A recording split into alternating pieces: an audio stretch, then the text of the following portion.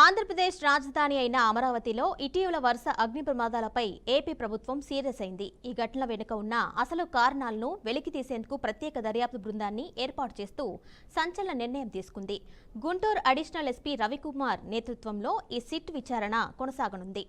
ఈ బృందంలో ఒక డీఎస్పీ, 4 సీఐలు, 4 ఎస్ఐలు సభ్యులుగా ఉంటారు.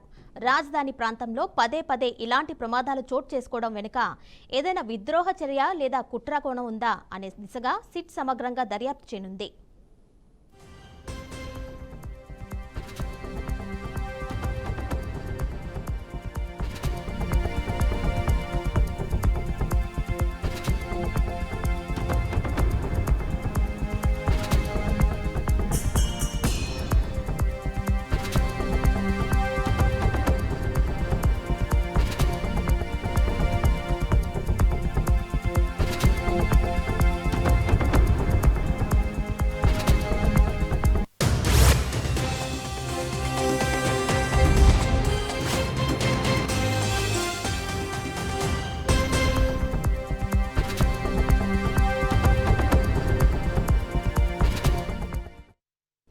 బ్రేకింగ్ చూస్తున్నాం. ఆంధ్రప్రదేశ్ రాజధాని అయిన అమరావతిలో ఇటీవల వరుస అగ్ని ప్రమాదాలపై ఏపీ ప్రభుత్వం సీరియస్ అయింది.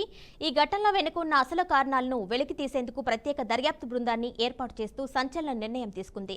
గుంటూరు అడిషనల్ ఎస్పీ రవికుమార్ నేతృత్వంలో ఈ సిట్ విచారణ కొనసాగనుంది. ఈ బృందంలో ఒక డీఎస్పీ, 4 సీఐలు, 4 ఎస్ఐలు సభ్యులుగా ఉంటారు. రాజధాని ప్రాంతంలో పదే పదే ఇలాంటి ప్రమాదాలు చోటు చేసుకోవడం వెనుక ఏదైనా విద్రోహ చర్య లేదా కుట్ర కోణం ఉందా అనే దిశగా సిట్ సమగ్రంగా దర్యాప్తు చేయనుంది.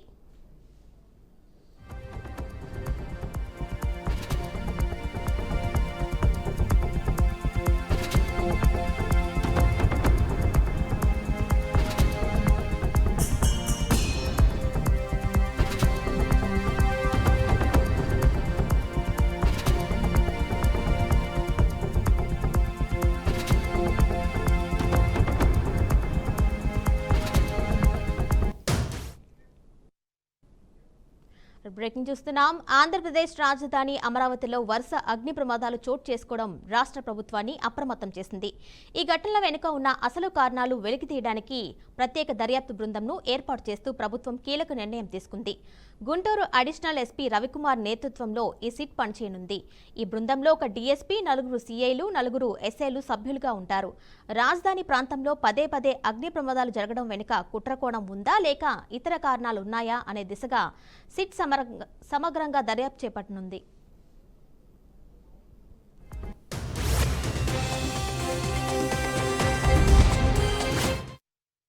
ఈ ఘటనలపై ఇప్పటికే సీఎం చంద్రబాబు నాయుడు, హోంమంత్రి వంగలపూడి అనిత ఉన్నత స్థాయి సమీక్ష నిర్వహించారు.